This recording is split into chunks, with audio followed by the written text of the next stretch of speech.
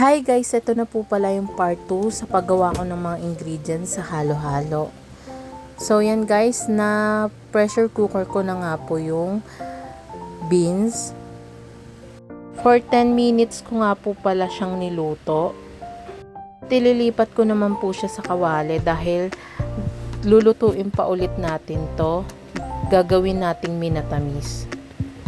Naglagay lang po ako ng white sugar, 1/4 kilo o 250 grams. After naman maglagay ng sugar, maglalagay din po tayo ng 1 cup water.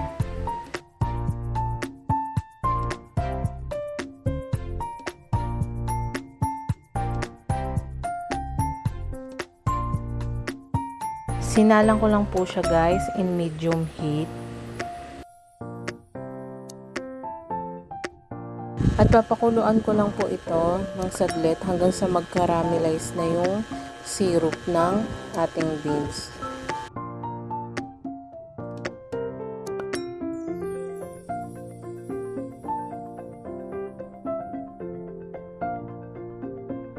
At ito na nga po yung magiging itsura niya guys kapag minatamis na natin siya. Malapot na yung syrup.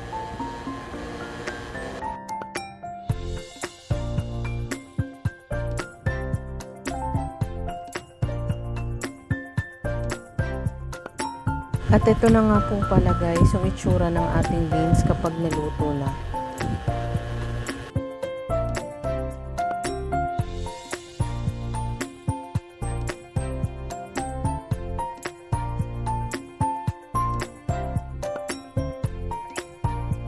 Next naman pong lulutuin natin guys, itong 3 pack ng gulaman. Kapag guys nabasa nyo sa likod nakalagay 6 cups na water ang kailangan, huwag nyo siyang susundin guys.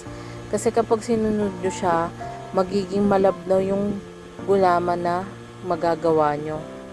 Ang ginawa ko lang po dito ay 3 cups ng water kada isang pack ng gulaman.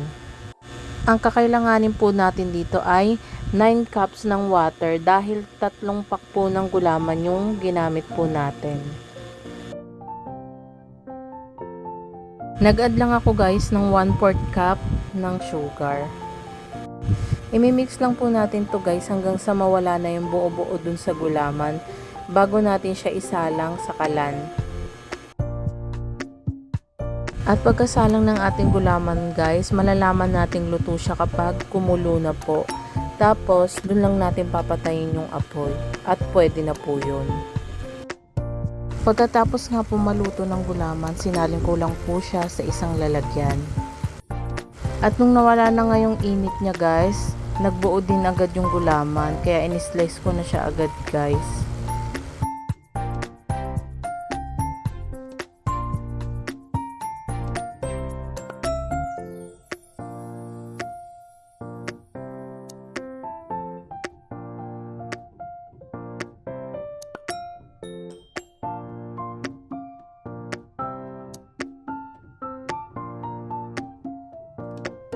Ito naman po pala guys ang next na lulutuin ko. Hinugasan ko na nga siya ng isang beses at sasalinan ko na siya ng tubig. Ito nga pong red munggo ay katulad din sa pagluluto ng beans. Kailangan po lagpas yung tubig niya dun sa munggo. Sa pagluluto po nito, kailangan po 10 minutes lang din. Kapag narinig na nating nag-whistle yung pressure cooker, magta-time na po tayo ng 10 minutes. At ito na nga po guys, naluto na yung red munggo. Kaya ang next naman po natin gagawin ay ililipat na po natin siya sa malaking kawali. Next naman guys, mag-add lang tayo ng 1/4 sugar at 1 cup ng water. So guys, papakuluan lang natin to hanggang sa mag-caramelize ulit yung syrup niya. Pero dito nga sa nagawa ko guys, natuyaan na siya. Pero okay lang yun guys, as long as na hindi siya masabaw, okay pa rin yung munggo natin.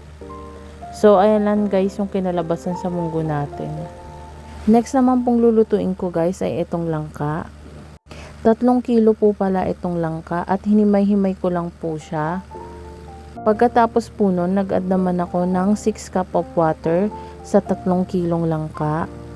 Naglagay lang din ako ng patak ng pampakulay dito guys, yung egg yellow.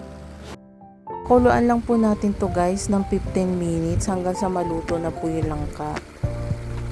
At maglalagay din po pala tayo dito guys ng asukal, 1/4 kilo. At ayun nga po guys, naluto ko na yung langka. Dito sa langka guys, di ko man napakita yung measurement pero nasabi ko naman yung mga sukat na ilalagay nyo. Next naman po nating lulutuin ay itong saging. Ito po ay 5 kilo. Nag-add lang po ko ng water na lagpas onti do sa saging. At nag-add din po ko ng sugar. Yung sugar dito guys, yung kalahating kilo, di ko pa siya inubos. May natirang onte. At nag-add din ako ng egg yellow food color. Tapos ayun nga guys, papakuluan lang natin siya hanggang sa maluto. Pagkakulo nga na itong saging guys, huwag muna natin patayin yung apoy. Mag-add pa po tayo ng 10 minutes para lutong-luto po yung saging at kailangan mag-caramelize din yung syrup nitong saging. At ayun nga guys, dapat magiging ganito po yung itsura ng ating saging.